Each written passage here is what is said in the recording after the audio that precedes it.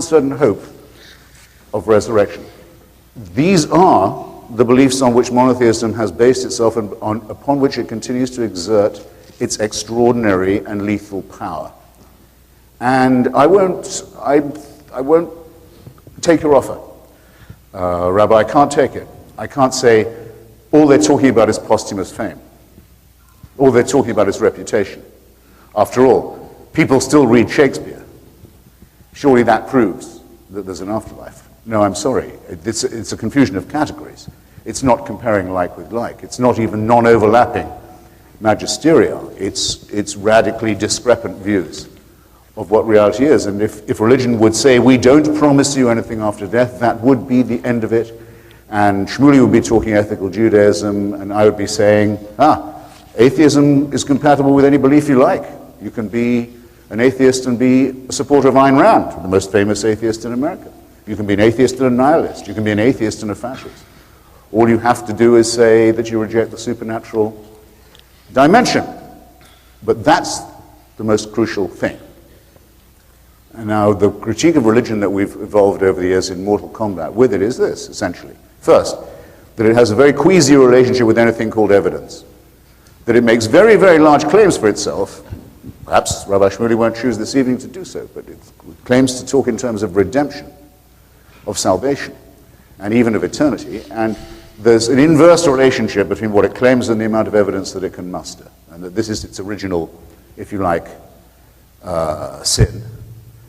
Second, that it seems to deal in absolutes, that it appears to want us to think of a God who is in some way or another a dictator in this world, and if this one should prove disappointing, I think you used the word dress rehearsal, the term dress rehearsal, a mere ante-room. If you think this is unfair, if you think this is discrepant, if you think this is irrational, why do the evil prosper?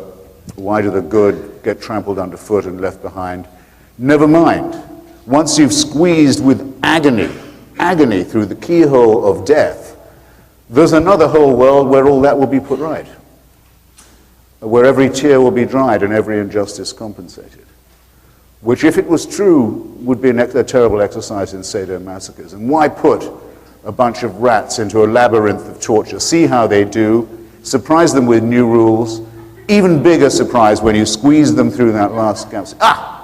Now we have you, and now you're due for a verdict against which there is no appeal. If you don't believe in that as a scheme, you don't believe in God, you don't believe in the biblical promise of redemption and salvation, and you certainly don't believe in the resurrection. So I think Shmuley's word on that is that that's the case, is as good as anyone else's, and I would say perhaps better than some. But I'm talking also to people who will be tuning into this broadcast later, and I have a captive audience, and so I've got a couple more points to make before I rest the case that you smoothed for me.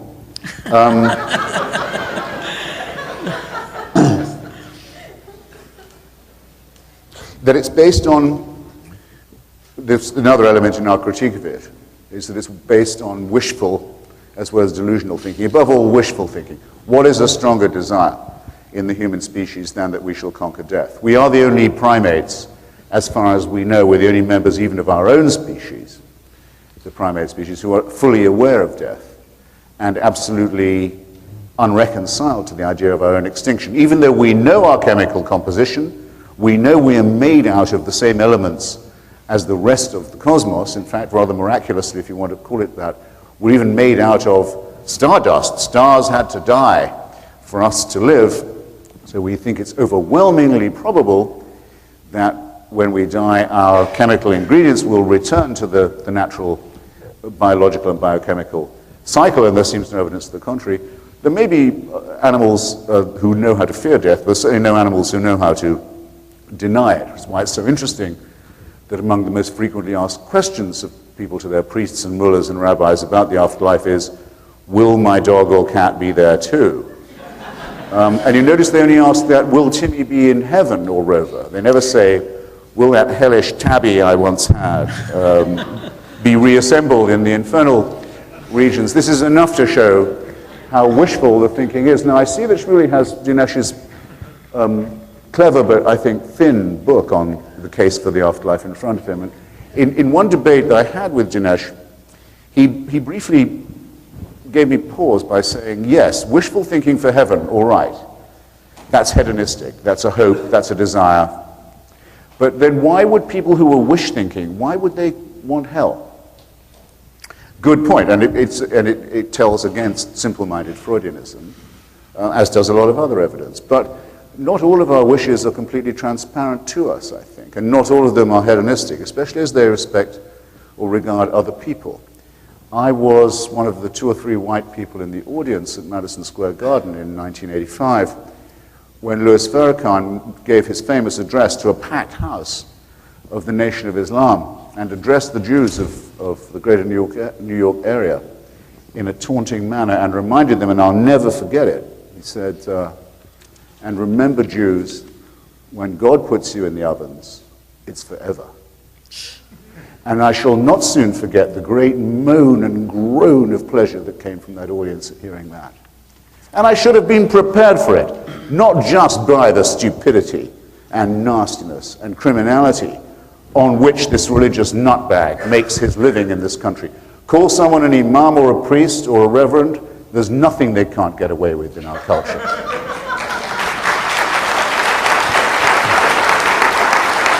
If I could change one thing, it would be that. The second would be when someone gets up and says, I'm a person of faith, that they don't get respect for it. They think that's a respect-producing statement. I am a person of faith. You know, I'm a person who will believe practically anything on no evidence at all. Well, you said it, mister. Respect comes later.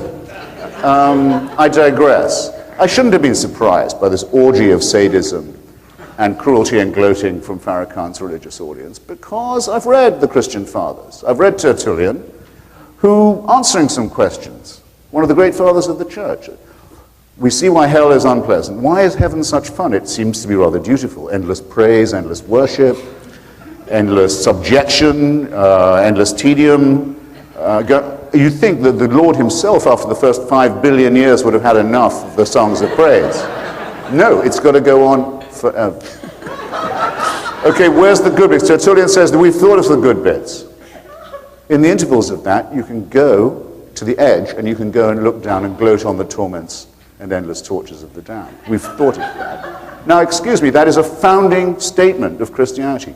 You can't disown it now. These churches wouldn't be here oppressing us. These mosques wouldn't be here incubating madmen and suicide bombers. There wouldn't be mad Jewish settlers on the West Bank thinking if we could only steal other people's land and bring on the Messiah and Armageddon, everything would be all right.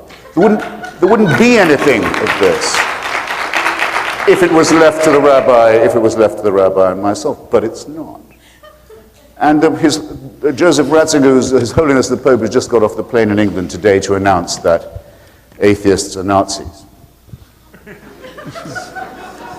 An overdressed little ponce who was himself a member of the Hitler Youth dares to speak this way. He leaves the palace that quite rightly, Shmuley points out, was built on the sale of indulgences.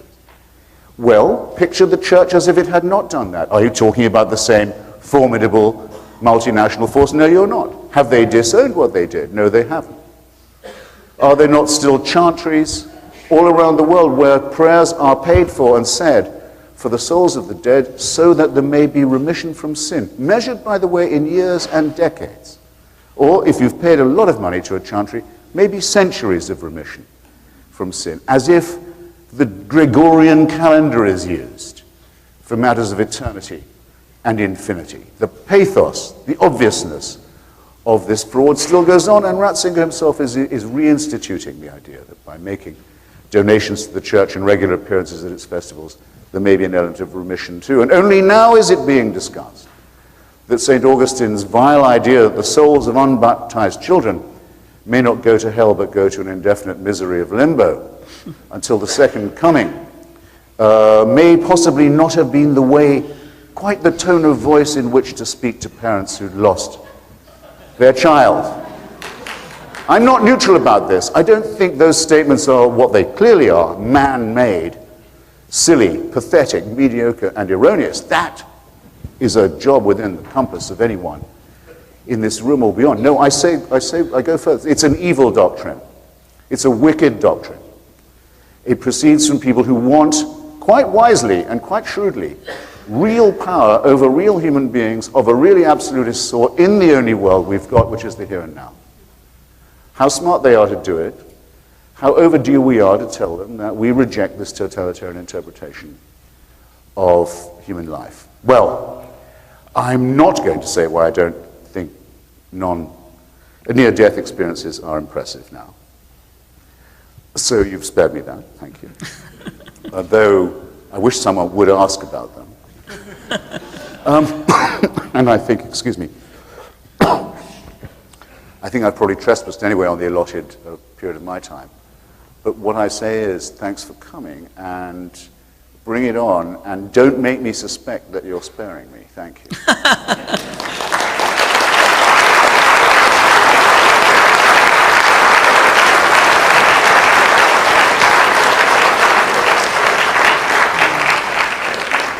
Okay, Shmuley, it's your turn for rebuttal, but take the gloves off. Take the gloves off. And tell me about the afterlife. Well, does the Rambam recommend it or not? Say. Does he say there'll be resurrection? I'll get to all of that. Where's the difference between you and Maimonides? Christopher, you create a straw man, and then you beat the hell out of it. Fair enough. No, I don't. You say that this is religion, and therefore I think it's absurd. I'm telling you firmly that Judaism, which is the father, mother of all monotheistic faiths, has never put any kind of serious emphasis on the afterlife, period.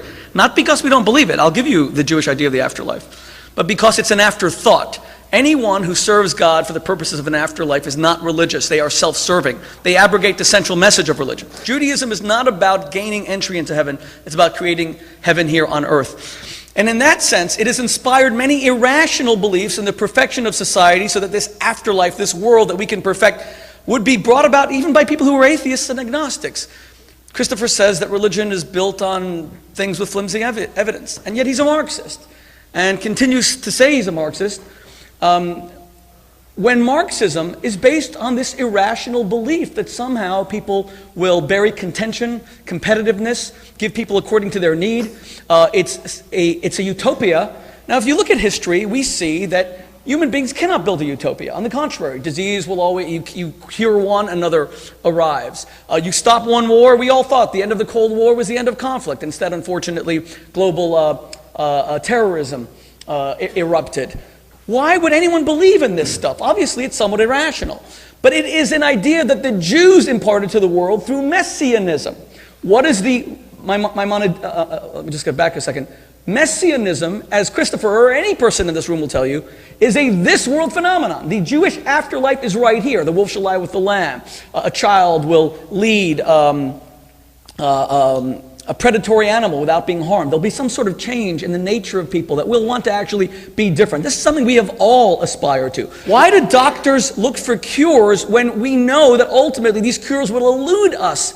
None of this is very rational. It's all based on something super rational. This innate desire to make the world better against all the evidence that it can be done. There's no evidence there. It's called hope. It's how Barack Obama became the president of the United States.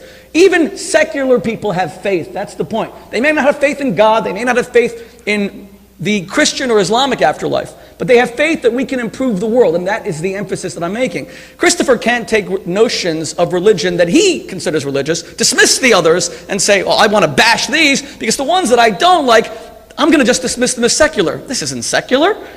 The idea of utopia, which is Marxism is a secular utopianism, it's a religious idea. That's why it hasn't really happened yet. It is a religious idea. We now know it doesn't even work. We tried it. The market forces of an open economy produce wealth. It also produces selfishness, materialism, and all this other stuff. And rich and poor, some of the holes in the American economic system. But we tried Marxism and it failed. The people still grab onto it. Why? Out of irrational faith. Because they want to create their own afterlife. And I actually endorse that. Maybe not their mechanism. But I endorse the hope. And there's no evidence for it whatsoever. Nothing. All these leaders who are coming to the United Nations, they're all going to come, and they're all going to sit down and try to make peace, and Ahmadinejad is going to give his stupid ramblings, and my next-door neighbor, Muammar Gaddafi, is going to do the same, and everyone is going to, yeah, that's kind of weird, isn't it? To be the Jewish Forrest Gump. They're all going to talk about peace, and we're all going to believe that we could